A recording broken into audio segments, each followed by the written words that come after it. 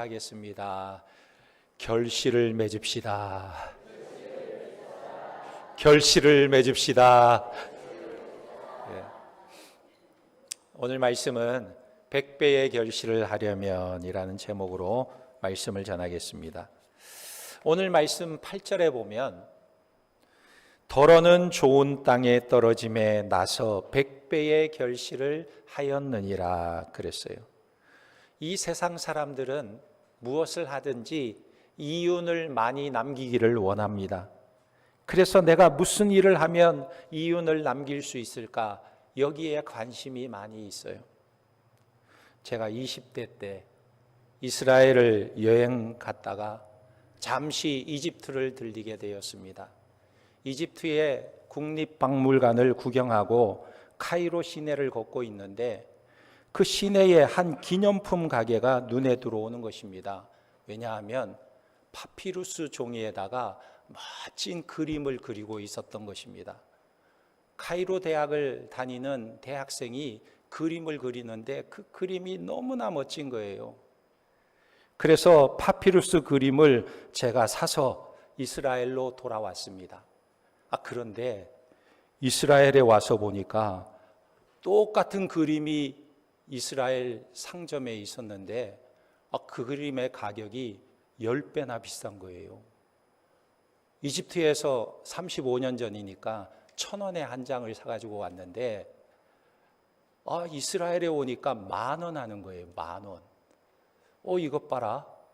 똑같은 그림인데 국경을 넘어오니까 10배나 올라가네. 그런 생각이 들었습니다.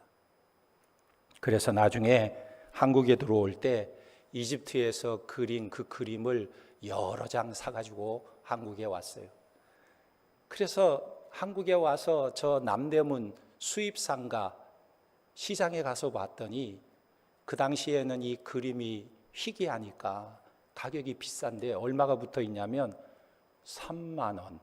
한 장에 3만 원을 하는 거예요. 그래서 생각해 보니까 이거 30배네? 그래서 제가 그림을 샀던 그 이집트 기념품 가게에 편지를 썼어요.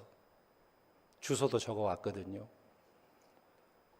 내가 그림을 좀 수입할 수 없겠느냐. 한국에 총판을 차리면 엄청난 돈을 벌겠다 싶어서 수입을 할 수 없겠느냐 편지를 썼어요. 여러분, 제가 파피루스 장사를 했을까요? 안 했을까요? 했으면 여기 안 있겠죠. 왜냐하면 그 파피루스를 담았던 가방이 저수지에 빠져가지고 둥둥 떠내려가 버렸어요. 그래서 이게 하나님의 뜻이 아닌가 보다. 너 장사하지 말라고 하시나 보다. 그래서 집어치워 버렸습니다. 사람들은 이윤에 관심이 참 많아요. 옛날 사람들은요, 땅에 관심이 많았습니다. 땅은 변치 않는다. 그래서 땅에 투자를 했어요. 그런데 시간이 좀 지나면서 땅보다는 공장을 짓는 것이 훨씬 더 낫다. 그래서 산업혁명이 일어나고 공장을 짓기 시작했습니다. 농촌에서는 사람들이 농사를 버리고 다 도시로 떠나왔어요. 그런데 이제는 공장 짓는 것보다는 서비스업이나 유통업을 하는 것이 훨씬 더 수익이 많구나. 그래서 그런 업종이 막 생겨나기 시작했습니다. 그런데 지금은 인터넷 사업이나 컴퓨터, 스마트폰 사업을 하면 훨씬 더 많은 수익을 얻습니다. 그래서 매킨토시를 개발한 스티븐 잡스나 윈도우를 개발한 빌 게이츠는 인터넷 사업을 해서 엄청난 부자가 되었어요. 그런데 여러분, 이 세상에서 가장 부자는 과연 누구일까? 이 세상에서 진짜 부자는 누구일까? 땅을 가진 사람일까요? 스마트폰을 개발한 사람일까요? 진짜 부자는 천국을 소유한 자가 부자인 줄 믿으시기 바랍니다.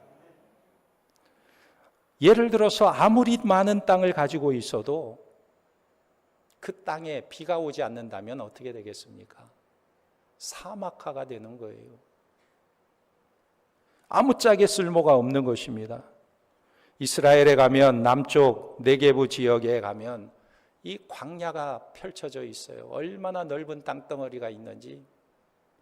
그런데 아무도 그 땅을 사려고 하지 않습니다. 그 땅에서는 사람이 살지도 않아요. 왜냐하면 비가 전혀 오지 않아서 사막화되어 있기 때문에 그렇습니다.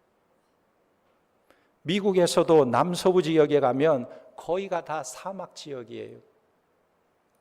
그 지역에는 쓰레기를 묻는데 몇백 년 묻어도 다 묻지 못할 만큼 넓은 땅이 있어요. 그런데 그 땅을 사람들이 살려고 하지 않습니다. 관심이 없어요. 왜? 비가 오지 않기 때문에 메말라 있는 땅이기 때문에 그렇습니다. 우리나라도 강릉의 폭염으로 인해서 물 증발률이 높아져서 물 부족을 느끼고 단수가 일어나니까 관광객들이 잘 찾아가지 않아요.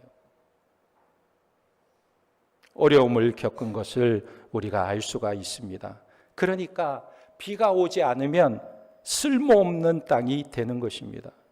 그러므로 이 땅에서 아무리 많은 땅을 가지고 있다 할지라도 엄청난 지식과 물질을 소유하고 있어도 진짜 부자가 되는 것은 아니에요. 진정한 부자는 하늘의 복을 받아야 부자가 되는 것입니다. 그러면 우리가 어떻게 하늘의 복을 받을 수 있습니까? 그것은 말씀을 알아야 하는 것입니다. 어떻게 하늘의 복을 받느냐? 하늘의 복은 그 복을 가지고 오는 분을 통해서 받을 수가 있는 거예요. 우리가 하늘의 복을 가지면 틀림없이 성공적인 삶을 살 수 있습니다. 시편 1편에 보면 다윗이 복 있는 사람은 그랬어요. 그는 시냇가에 심은 나무처럼 시절철을 따라 열매를 맺으며 그 잎사귀가 마르지 아니함 같으니 그가 하는 모든 일이 다 형통하리로다 그랬어요. 그럼 어떤 사람이 이렇게 형통할까요? 여호와의 율법을 주야로 묵상하는 사람이다 그랬습니다. 다시 말하면 하나님의 말씀을 사랑하고 하나님의 말씀을 주야로 묵상하는 자가 복 있는 사람이라고 말씀하고 있는 것입니다. 그런데 이 말씀은 누구일까요? 이 말씀은 바로 예수님이에요. 예수님에 대해서 알아야 하는 것입니다. 요한복음 1장 1절에 태초에 말씀이 계시니라 이 말씀이 하나님과 함께 계셨으니 이 말씀은 곧 하나님이시니라 만물이 그로 말미암아 지은 바 되었으니 지은 것이 하나도 그가 없이는 된 것이 없느니라 그 안에 생명이 있었으니 이 생명은 사람들의 빛이라. 그래서 예수님이 이 땅에 오셔서 무엇을 하셨습니까? 누가복음 8장 1절에 보면 그 후에 예수께서 각 성과 마을에 두루 다니시며 하나님의 나라를 선포하시며 그 복음을 전하실새 12 제자가 함께 하였고 그랬어요. 말씀이신 예수님께서 이 땅에 오셔서 하신 일이 복을 전파하셨다는 거예요. 우리에게 복을 전하셨습니다. 그 복이 무엇이냐? 어떤 복입니까? 하나님 나라와 복음을 전하셨다는 거예요. 그런데 예수님께서 복을 주시기 위해 전파하신 말씀이 무엇이냐면 이렇게 전파하셨어요. 회개하라, 천국이 가까이 왔느니라. 회개하라, 천국이 가까이 왔느니라 그랬어요. 그러니까 이 말은 세례 요한이 한 말과 아주 비슷합니다. 예수님께서 외친 말과 세례 요한이 외친 말이 너무나 비슷해요. 그런데 이 말에 차이가 있는 것입니다. 어떤 차이가 있냐면 세례 요한은 마태복음 3장 2절에 회개하라 천국이 가까이 왔느니라 하였으니 이 세례 요한의 말은 천국이 가까이 왔다는 말이 미래형이에요. 미래형. 천국이 가까이 올 것이다. 천국이 이제 가까이 오게 될 것이다. 이런 말이에요. 그런데 예수님께서 오셔서 하신 말씀은 마태복음 4장 17절에 이때부터 예수께서 비로소 전파하여 이르시되 회개하라 천국이 가까이 왔느니라 하시더라 그랬어요. 이 말은 현재형입니다. 현재. 그러니까 이미 왔다는 거예요. 회개하라 천국이 왔다. 회개하라 천국이 왔다 말씀하고 있는 것입니다. 그러니까 세례 요한은 천국이 올 것이다 그랬지만 예수님은 천국이 왔다 말씀하시는 거예요. 이것은 무엇을 말하고 있습니까? 예수님이 이 땅에 오심과 동시에 천국이 왔다는 것입니다. 그러니까 우리 예수님께서 참된 복을 가지고 오시는 분이시라는 거예요. 그렇다면 예수 믿는 사람은 이 복을 누리고 살아야 하는 것입니다. 저와 여러분들은 예수를 믿는 사람들이기 때문에 이 복을 누리고 있는 줄 믿으시기 바랍니다. 그렇다면 여러분들의 삶 속에 천국이 왔습니까? 다시 질문하면 여러분들은 행복합니까? 여러분들은 천국을 맛보고 기쁨이 충만합니까?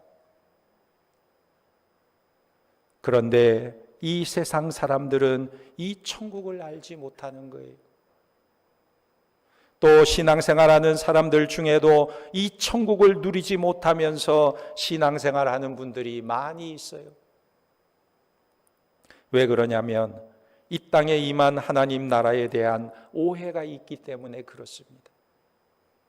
많은 사람이 천국에 대해서 오해하는데 천국은 어떤 영토라고 생각하기 때문에 그래요. 영토라는 것은 이 땅 대한민국보다는 저 호주 땅이 더 살기 좋지? 아니, 저 호주 땅보다는 저 미국령인 하와이에 가면 더 살기 좋겠지? 이렇게 생각하는 것이 영토의 개념을 가지고 있는 것입니다. 그래서 신앙생활하는 사람들 중에도 천국이라고 하면 죽어서 가는 저 하늘나라, 죽어서 가는 저 하늘나라가 천국이라고 생각하는 그런 구조를 가지고 있는 것입니다. 특히 동양 사람들에게 나타나는 의식 구조는 천국은 죽어서 가는 곳이다. 천국은 죽어서만 가는 곳이다. 이렇게 생각하는 것입니다. 이 세상에서는 천국을 맛보지 못하고 죽어야만 갈 수 있는 곳이 천국이다. 이렇게 생각해요. 그래서 옛날 신앙생활 하시는 분들이 즐겨 부르는 찬송이 있어요. 이 세상의 삶이 너무 힘들고 어렵다 보니까 천국을 소망하는 찬송을 많이 불렀는데 이런 찬송을 많이 불러요. 죄 많은 이 세상은 내 집안이네. 저 천국 없으면 나 어떻게 하나. 저 천국 문을 열고 나를 부르네. 나는요 세상에 정들 수 없도다. 이 세상은 빨리 떠나야 되고 저 천국에 가서 영원한 안식을 누리고자 하는 소망을 가지고 살아요. 찬송가에도 보면 우리가 이 세상을 빨리 마치고 나면 하나님이 예비하신 천국, 그 나라를 소망하는 이런 사상의식 구조가 우리 속에 있는 것입니다. 그런데 구약 이스라엘 백성들은 그렇지 않았어요. 천국을 그렇게 보지 않았습니다. 천국을 어떻게 바라보았냐? 통치의 개념으로 바라보았습니다. 영토의 개념이 아니라 통치의 개념으로 본 거예요. 하나님이 다스리고 있는 곳은 어느 곳이나 천국임을 저들은 알게 된 것입니다. 그래서 천국은 하나님의 말씀이 통치하는 곳이 천국이다. 영토의 개념을 넘어서서 하나님의 말씀이 지배하고 하나님의 말씀이 다스리는 곳이 천국이라는 것을 이스라엘 백성들은 경험하게 된 것입니다. 다윗과 솔로몬 시대에 보면 이 땅에 임하는 하나님의 나라를 경험하게 된 거예요. 그 나라는 말씀으로 세워졌습니다. 하나님의 말씀이 임하고 말씀이 저들을 다스리고 말씀이 저들을 통치할 때 그 나라가 하나님 나라가 되고 하나님이 다스리는 나라가 되고 부강한 나라가 되는 것을 저들은 경험하게 된 거예요. 아무리 우리나라가 작고 형편없어 보여도 주변에 큰 강대국들이 하나님이 다스리고 통치하는 나라를 어떻게 할 수가 없는 그런 나라임을 저들이 경험하게 된 것입니다. 그런데 시간이 흐르고 흐르면서 이 말씀으로 임하는 하나님 나라보다는 점점 세상 나라와 세상 나라에 관심을 갖게 된 것입니다. 그래서 나라가 세속화되어 가기 시작했어요. 예수님께서 이 땅에 오셔서 복음을 전파하시면서 하신 말씀이 무엇일까요? 회개하라. 천국이 가까이 왔느니라. 그런데 사람들은 오해하기를 예수님께서 이 땅에 오셔서 이제는 이 땅을 회복시키려고 하시나 보다, 독립운동을 하시나 보다, 예수님께서 이스라엘 나라를 이 세상 가운데 우뚝 선 힘 있는 나라로 세우시려고 하나 보다, 예수님을 바라보기 시작했어요. 예수님께서 행하시는 기적을 보니까 안진뱅이가 일어나고 눈먼 자가 눈을 뜨고 귀머거리가 말을 듣고 오병이어의 기적을 행하시면서 5천 명의 장정들이 음식을 다 먹고도 남는 기적이 일어나는 것을 바라보면서 이야, 대단한 메시아가 왔구나, 이스라엘 나라를 세울 임금이 왔구나, 예수님을 따라다니고 예수님을 추종했습니다. 그런데 이렇게 예수님을 따르던 그들이 곧 실망하고 떠나게 돼요. 왜냐하면 예수님이 전파하는 나라는 자기들이 생각하는 나라가 아니었기 때문에 그렇습니다. 예수님이 전파하는 나라는 힘이나 돈이나 권력이 필요 없는 나라였어요. 하나님의 말씀으로 임하는 나라였기 때문에 세상에 힘이 필요 없는 것입니다. 그래서 그 나라에 관심이 없는 사람들은 다 예수님 곁을 떠나가게 된 것입니다. 그리고 남은 사람들은 어떤 사람들이었나요? 아주 한심한 사람들이 남았어요. 바로 세리, 어부, 운동권 사람들, 여자들, 막달라 마리아 같이 7 귀신이 들린 여자, 이런 사람들이 예수님 곁에 남았습니다. 그런데 예수님께서 이런 사람들에게 하나님 나라 복음을 전해 주었던 것입니다. 지금도 마찬가지예요. 사람들은 세상에서 복을 구합니다. 이 세상에서 잘 되기를 원해요. 힘을 키우고 세상에서 물질을 얻고 세상에서 권력을 얻으려고 합니다. 그러나 분명한 것은 우리의 모든 복은 하나님의 말씀으로 임하게 되고 말씀이 임하면 우리의 삶에 하나님 나라가 임하게 되는 줄 믿으시기 바랍니다. 그런데 진짜 문제는 뭐냐면 이 복이 진짜 복인 줄 세상이 모른다는 거예요. 하나님의 말씀으로부터 오는 복이 진짜 복인 줄 세상이 모르고 하나님의 찾는 사람들도 모르는 경우가 있다는 것입니다. 왜냐하면 왜 그 복을 모르냐 하면 하나님과 인간의 벽이 너무나 두터워져서 예수님 안에 있는 그 복을 보지를 못하는 거예요. 그래서 예수님께서 그 복을 나타내시려고 자기 안에 있는 그 복을 보여주시려고 자기의 육체를 찢어서 그 복을 내보여주심으로 세상 속에 하나님의 복을 나타내신 거예요. 그것이 무엇입니까? 예수님께서 십자가를 지신 거예요. 우리의 죄를 사해 주시려고, 우리의 허물을 벗겨주시려고 예수님께서 십자가에 매달리셔서 보혈의 피를 쏟으시고 우리의 죄를 다 사하여 주신 것입니다. 우리에게 참 복을 주시려고 예수님께서 자신을 십자가에 매다신 것이, 이것을 우리가 알아야 하는 것입니다. 두 번째로 하나님의 축복이 임하는 방법이 있습니다. 여러분들 잘 들어보세요. 내가 복받을 가능성이 있는 사람인가? 오늘 말씀 4절에 보면 각 동네 사람들이 예수께로 나와 큰 무리를 이루니 예수께서 비유로 말씀하시되 씨를 뿌리는 자가 그 씨를 뿌리러 나가서 뿌릴새 더러는 길가에 떨어짐에 밟히며 공중의 새들이 먹어버렸고 그랬어요. 이 말씀의 핵심이 누구냐면 씨를 뿌리는 자가 핵심이에요. 지금 계속 씨를 뿌리는 자가 있습니다. 그래서 하나님이 주시는 축복 중에 최고의 축복이 뭐냐면 말씀을 내게 들려주시고 있다는 거예요. 하나님의 말씀이 들리고 있다면 복 있는 사람이.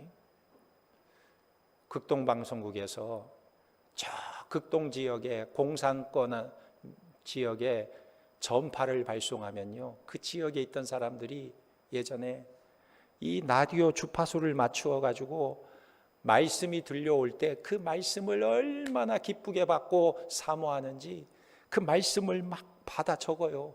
그렇게 적은 한 절 한 절이 성경 한 권이 되기도 했어요. 말씀이 들려오는 것이 축복인 것입니다.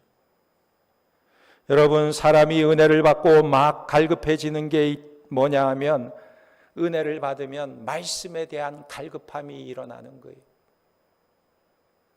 병든 사람이 이 병에서 좀 회복되기 시작하면 막 음식이 땡기는 거예요. 음식을 먹고 싶어지는 거예요. 그러면 이 사람은 완전히 회복되는 것입니다. 마찬가지로 하나님의 구원을 받은 백성, 은혜를 받은 사람은 하나님의 말씀을 사모하는 것입니다. 왜요? 말씀을 들을 때 우리의 믿음이 자라기 때문에 그래요. 로마서 10장 17절에 그러므로 믿음은 들음에서 나며 들음은 그리스도의 말씀으로 말미암았느니라 그랬어요. 처음에 말씀이 떨어질 때는 크게 감동이 없지만 밭에 씨를 뿌리면 아무 일도 일어나지 않는 것 같아요. 그런데 이상하게도 비가 오고 해가 뜨고 온도가 적절하게 맞으면 금방 그 씨가 싹이 나서 땅을 뚫고 올라오는 것을 보게 돼요. 이것은 우리의 상태와도 같은 것입니다. 우리가 평소에 별일이 없다가 갑자기 영적인 부흥이 일어날 때가 있어요. 예배를 통하여 하나님의 말씀을 듣다가 이 말씀이 내 안에서 폭발하게 되는 경우를 경험하게 되는 것입니다. 내가 말씀을 묵상하다가 내가 기도를 하다가 이 말씀이 나를 강건적으로 붙들고 역사하는 하나님의 역사를 경험하게 될 때가 있는 것입니다. 이사야 선지자는 포로기에 있는 이스라엘 백성들에게 끊임없이 말씀을 전했어요. 무슨 말씀을 전했냐면 부흥을 선포한 것입니다. 아니 지금 포로기에 있는데 지금 이렇게 참담한 상황 가운데 있는데 무슨 부흥이 일어납니까? 이런 생각이 들 수 있겠지만 부흥을 선포했어요. 그가 전한 말이 그때에는 이리들이 어린 양과 함께 살고 사자들이 살찐 짐승과 함께 있고 젖먹이 아이가 독사굴에 손을 넣어도 물지 않는 때가 온다 그랬어요. 하나님의 통치하시는 나라, 하나님 나라가 오면 너희가 전쟁을 하려고 무기를 준비할 필요도 없고 너희가 세상에 지지 않으려고 안간힘을 쓰고 힘을 키우려고 할 필요도 없고 하나님이 다스리고 하나님이 통치하시는 말씀이 지배하는 그때가 오면 너희 이리들이 어린 양과 함께 살고 사자들이 살찐 짐승과 함께 지내고 젖먹이 아이가 독사굴에 손을 넣어도 독사가 물지 않고 이런 참 사랑과 기쁨의 나라가 너희에게 임하게 될 것이다. 이렇게 전하고 있는 거예요. 그러므로 여러분이 우리 삶의 축복은 하나님의 말씀으로 오는 줄 믿으시기 바랍니다. 말씀의 부흥이 오면 우리의 인생에 해됨도 없고 상함도 없고 우리가 하나님의 은혜로 풍성한 삶을 누리는 세상이 오게 되는 거예요. 우리가 하나님 만나기 전에 어떠했습니까? 하나님을 만나기 전에는 우리의 인생이 너무나 불안합니다. 왜요? 내 힘으로 이 세상을 살아가야 하기 때문에 이 세상은 마치 맹수와도 같아요. 그래서 우리의 상태도 맹수가 되려고 하는 것입니다. 왜요? 이 험한 세상 속에 내가 살아남으려면 내가 강해지지 않고는 살아남을 수가 없는 거예요. 맹수와 싸워서 이기지 않으면 살 수 없는 약육강식의 세상이기 때문에 내가 강해지지 않으면 살 수가 없는 것입니다. 그래서 우리의 존재도 자꾸 맹수와 같이 변하기 시작하는 거예요. 말씀이 없는 사람은요, 자신을 맹수와 같이 만들어가는 것입니다. 그래서 물기도 하고 뜯기도 하고 씹기도 하고, 물고 뜯고 씹고 맛보고, 어디서 많이 들은 것 같아요. 씹고 뜯고 맛보고 즐기고.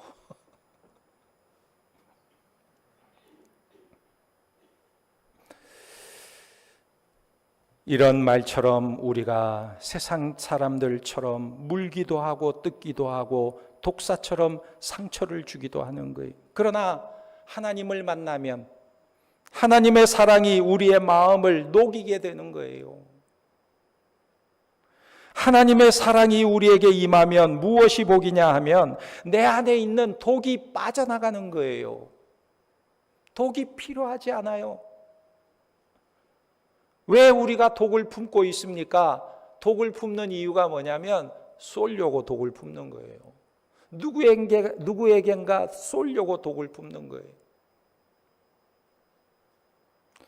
그러나 하나님의 사랑이 임하면 우리 안에 독이 빠지는 것입니다. 가장 놀라운 변화는 독이 있는 사람이 순한 양으로 변한다는 거예요. 그래서 우리의 이빨도 빠지고 손톱도 빠지고 발톱도 빠지고 독도 빠지고 다 빠져요. 그래서 이런 모습으로 세상을 살게 되는데, 이런 모습으로 이 세상을 어떻게 살아갑니까? 이 험하고 힘든 세상을 이렇게 무방비 상태로 어떻게 살아갑니까? 절대로 살아갈 수가 없지요. 우리의 생각으로는 이 세상을 어떻게 힘 빼고 삽니까? 그런데 하나님의 말씀이 우리에게 뭐라고 말씀하냐면, 이사야 선지자는 이렇게 말해요.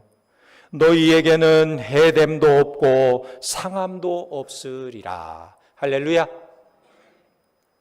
이사야 11장 9절에 보면 내 거룩한 산 모든 곳에서 해됨도 없고 상함도 없을 것이니 이는 물이 바다를 덮음같이 여호와를 아는 지식이 세상에 충만할 것임이니라. 이게 복이에요. 이게 복.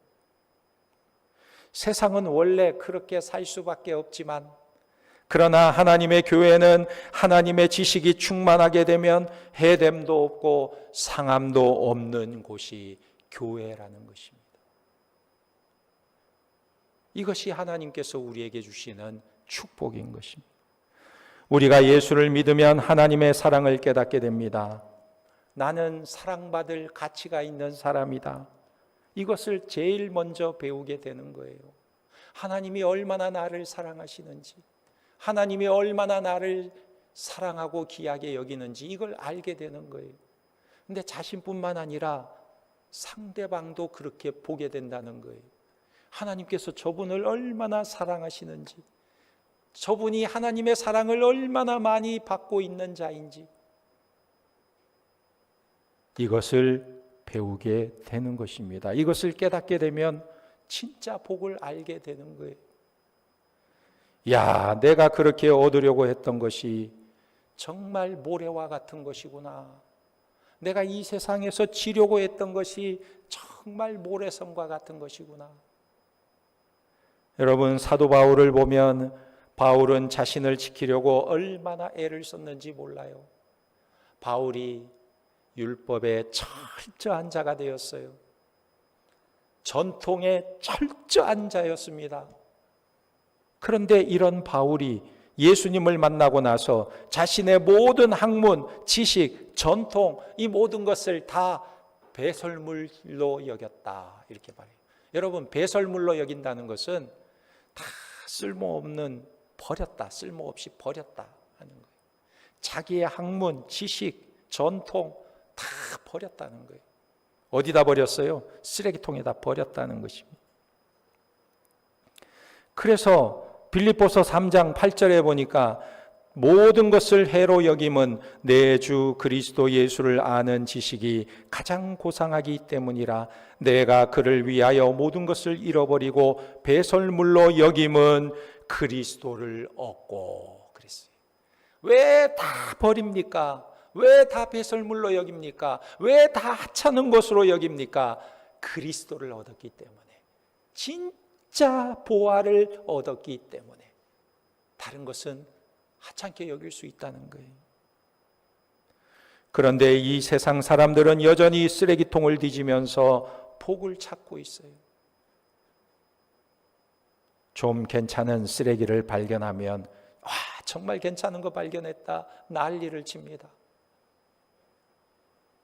바울이 다 버린 건데, 배설물처럼 여긴 건데도 그걸 찾으면 너무너무 기뻐하고 즐거워하고 좋아해요. 그런데 하나님은 우리로 하여금 우리 자신을 보물로 만들기를 원하시는 거예요. 우리 속에 하나님의 말씀을 채우면 우리가 보물이 되는 것입니다. 세상의 집이나 이런 것이 보석 상자라고 한다면 우리는 바로 보석이라는 거예요. 그러므로 하나님의 말씀을 들으면 말씀을 가진 자는 복된 인생이 되는 줄 믿으시기 바랍니다. 그렇다면 이 축복은 어떻게 누립니까? 그것은 내 마음 상태에 따라서 다르다고 말씀하고 있어요. 받아들이는 자세에 따라서 100배나 달라지는 것입니다. 똑같은 복음을 들어도 마음의 상태에 따라서 달라지는 거예요. 오늘 말씀 6절에 덜어는 바위 위에 떨어짐에 싹이 났다가 습기가 없으므로 말랐고 덜어는 가시떨기 속에 떨어짐에 가시가 함께 자라서 기운을 막았고. 우리가 씨를 뿌릴 때 보면요, 우리나라는 씨를 어떻게 뿌립니까? 좋은 밭에다가 씨를 뿌려요. 밭을 갈고 돌을 다 골라내고 아주 그냥 옥토 같은 밭에다가 씨를 뿌리죠. 그런데 이스라엘은 밭에 돌이 너무 많아가지고요, 좋은 밭이 없어요, 별로. 그러니까 아무리 땅을 파도 돌만 나오니까 돌짝밭이 너무나 많은 거예요. 그래서 그냥 쟁기로 그냥 밭을 한번 뒤집어 놓고 나서는 그냥 씨를 날려서 뿌리는 거예요. 바람이 불면 바람이 부는 대로 씨를 막 날려서 뿌리는 거예요. 그리고는 낙이나 짐승의 씨를 이렇게 부대자루에 담아가지고 밑에 구멍을 뚫어놓고 짐승이 막 달리게 만드는 거예요. 그러면 짐승이 여기저기 왔다 갔다 하면서 막 뿌리는 거예요. 그러다 보니까 이 씨앗이 어디에 떨어지냐면 좋은 밭에만 떨어지는 게 아니고 여기저기 다 떨어지는 거예요. 그런데 어떤 씨는 길가에 떨어집니다. 그래서 길가에 떨어진 씨를 공중에 새가 날아와서 먹어버려요. 왜 새가 먹습니까? 여러분, 길가는 어떻습니까? 길가는요, 사람들이 하도 밟고 다녀가지고 단단해져 있어요. 단단해져 있어. 씨가 뚫고 들어가기가 어려운 것입니다. 이것은 무엇과 같냐면 사람들의 경험이나 지식이나 자기 사상으로 단단해진 마음을 말하고 있는 거예요. 이런 것 때문에 하나님의 말씀이 들어가지 못하는 것입니다.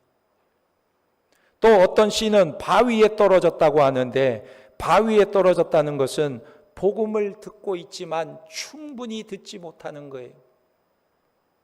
바위 위에는 기온차가 있기 때문에 아침 저녁으로 기온차가 커서 습기가 있어요. 습기. 씨가 떨어져서 뿌리를 좀 내리기는 하지만 이 바위 속에 깊이 뿌리를 내릴 수가 없는 것입니다. 뿌리가 가볍게 내리고 있는 거예요.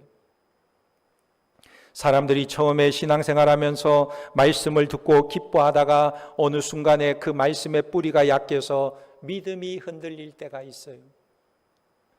내가 원하는 대로 되지 아니하면, 내가 기대하는 대로 되지 아니하면, 내가 기도한 대로 응답이 되지 아니하면 하나님께서 살아계시지 않나 보다 하며 마음이 떠나가는 경우를 보게 되는 것입니다. 우리가 믿어도 조금만 믿기 때문에 신앙이 흔들리게 되는 거예요. 우리 중앙의 권속들은 믿음의 뿌리를 깊이 내리는 자들이 다 되시기를 예수님의 이름으로 축원합니다. 그 다음은 가시밭이에요. 밑으로는 내려가지만 위로는 올라가지 못하는 것입니다. 이 가시덤불이 많아서 올라가지 못해요. 여러분, 이 가시덤불은, 팔레스타인에 있는 가시덤불은요, 우리나라 가시나무와 비교하면 천지 차이예요. 우리나라 가시나무는 나무가 쭉쭉 뻗어 있는 가시나무가 많잖아요. 머리로 비유들면 생머리, 쭉쭉 뻗어 있는 가시. 그런데 팔레스타인의 가시나무는요, 완전히 흑인의 곱슬머리처럼 엉켜 있어요. 엉겅퀴 같이 엉켜 있어요. 수세미처럼 빡빡하게 엉켜 있어요. 그러니까 씨가 떨어져서 싹이 났는데도 그 가시나무 덩쿨을 뚫고 나오지 못하는 것입니다. 이 가시덤불은 무엇을 말하냐면 세상을 말하고 있는 것입니다.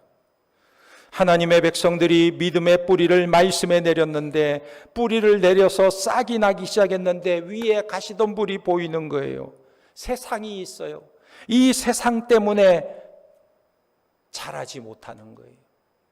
믿음의 사람들이 세상도 붙잡고 말씀도 붙잡고 양쪽을 붙잡고 있다 보니 점점 벌어지는 거예요. 내가 세상을 붙잡아야 되나, 말씀을 붙잡아야 되나, 그 사이에서 갈등을 느끼는 것입니다. 하나님의 말씀을 믿지 못하면 세상을 붙들게 되고, 이런 사람은 예수를 믿기는 믿어도 한쪽을 포기하지 못하는 것입니다.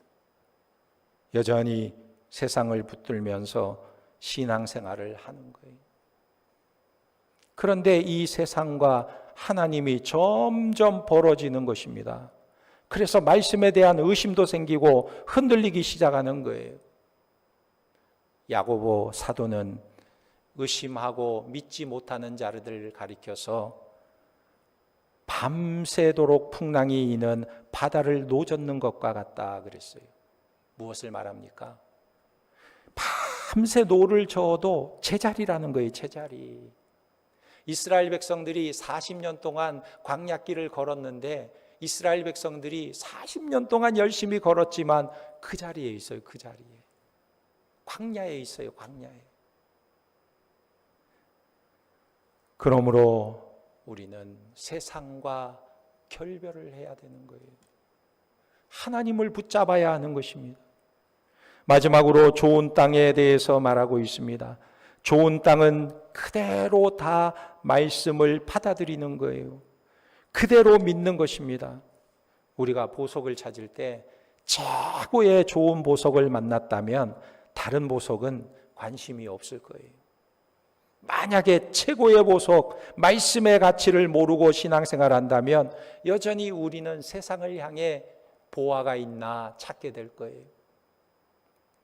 그런데 하나님의 말씀에 붙잡히면 어떻게 됩니까? 놀라운 역사가 일어나는 거예요. 다윗이 이런 고백을 합니다. 그는 시냇가에 심은 나무가 철을 따라 열매를 맺으며 그 잎사귀가 마르지 아니함 같으니 그가 하는 모든 일이 다 형통하리로다. 우리 예수님께서 천국의 복을 가지고 왔습니다. 이것을 전부 내 것으로 만들어야 하는 것입니다. 내 것으로 채우면 그 가지가 수억 가지로 뻗어가는 거예요. 여러분, 하나님께서 우리를 창세전에 택하신 목적이 무엇입니까? 그 목적은 하늘에 속한 모든 신령한 복을 누리게 하려고 우리를 택하신 거예요. 이것을 누리는 성도들이 되시기를 주님의 이름으로 축원합니다. 우리 중앙교회 모든 성도들은 하나님의 말씀 속에 놀라운 보화를 찾고 하나님께서 우리에게 주시는 축복을 풍성히 누리는 하나님의 백성들이 다 되시기를 예수님의 이름으로 축원합니다. 아멘. 기도하겠습니다. 하나님 아버지, 하나님의 마음은 언제나 자기 백성들이 생명을 얻고 풍성한 삶을 누리기를 원하시는 줄 믿습니다. 어찌 아비가 그 자녀들이 어려움 가운데 처하기를 바라겠습니까?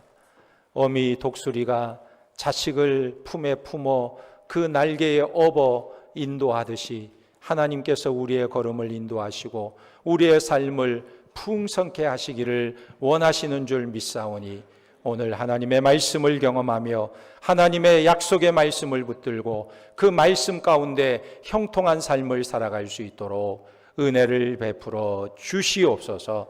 주의